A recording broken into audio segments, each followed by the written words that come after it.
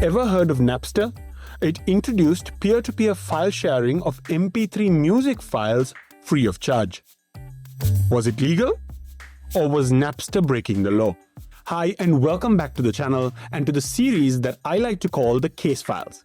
In this series, we look at landmark judgments from all over the world which have shaped the world that we live in today. In today's episode, we look at the judgment of Napster versus A&M Records, which was decided in 2001 in the United States. This case not only revolutionized the music industry, but also redefined the boundaries of copyright law in the digital world.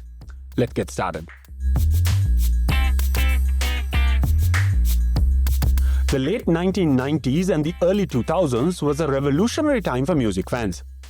With the rise of the internet, there was instant access to virtually anything, including your favorite songs. And leading the charge was a small startup called Napster. Founded in 1999 by Sean Fanning and Sean Parker, Napster offered something unprecedented. It offered a peer-to-peer file sharing platform where users could share and download music files for free. Here's how it worked. Napster allowed users to connect directly with one another, creating a decentralized system where people could upload and download music files. This setup bypassed traditional music distribution channels, which sparked a lot of excitement and a lot of panic. On the one hand, Napster's technology was revolutionary. It democratized the access to music and gave fans free access to their favorite songs. On the other hand, it set off alarm bells in the music industry. Both record labels and artists argued that Napster's services was a violation of their copyright to the song. A copyright is a right given to the creators of a song, that is the lyricist, the music composer, and even the performer, to have the exclusive right to distribute the songs in any way they saw fit. If you want to understand a little bit more about copyrights, you can check out my video on it. I'll leave a link to it in the description below. This is where A&M Records, one of the major record labels under the Universal Music Group, got involved. In December 1999, A&M Records, along with some other major players in the industry, sued Napster for copyright violation. Their argument? Napster was directly facilitating the unauthorized distribution of copyrighted music.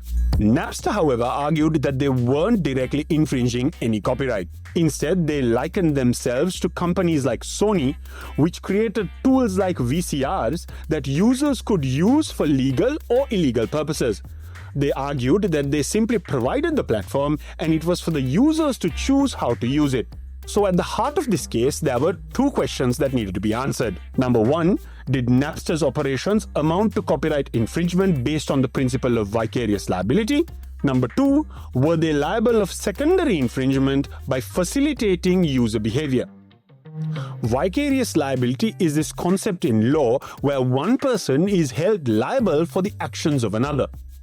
So in this case, Napster would be liable for the actions of the users who are the people who are in fact violating the copyright.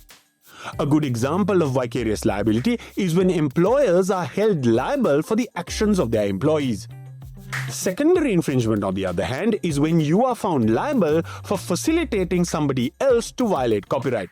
For example, if I wanted to make and sell illegal copies of a famous book, and I went to a photocopy machine to make those copies, and if the owner of the machine knew what I was doing and didn't do anything to stop me, then that person would be liable for secondary infringement.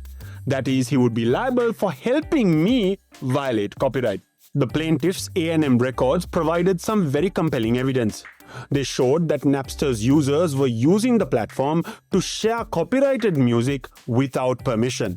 Napster's own internal communications showed that the company was well aware that their users were using the platform to violate copyright.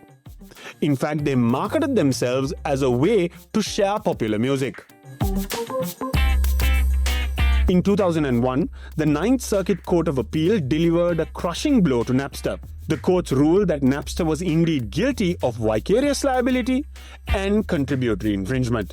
Here's why the courts decided the way they did. Number one, with regard to contributory infringements, the courts found that Napster had knowledge of the infringements and had materially contributed to it by providing the platform. Number 2, with regard to vicarious liability, the courts found that Napster had a lot of financial interest in this infringement. Basically, as more users used the platform for these illegal purposes, Napster was able to monetize the platform and earn financial gains from it. As a result, Napster was ordered to shut down its services unless it could prevent the sharing of copyrighted material. This was effectively the end of Napster in its original form. The ruling was a huge win for the music industry, but it raised a lot of questions about the future of digital content distribution. The Napster case had some far-reaching implications not just in the music industry. It completely redefined the way we look at intellectual property in the digital era. Let's break this down. Number 1, for the music industry, the case reaffirmed the value of copyright and promoted record labels to adapt to the digital age. It paved the way for legitimate music streaming services like iTunes, Spotify, and Apple Music. Number 2, for technology companies, the case set a precedent for how the courts handle platforms that facilitate user-generated content. Companies had to design their services with stricter safeguards to avoid being passive or secondary infringers.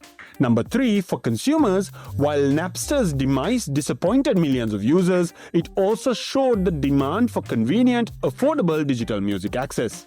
This demand has shaped the way we consume music today. In many ways, Napster walked so that today's streaming giants could run. The Napster versus A&M Records case remains one of the most influential legal battles of the 21st century.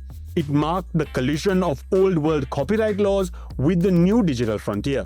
And while Napster's story ended in the courtroom, its legacy lives on in the way we consume media today.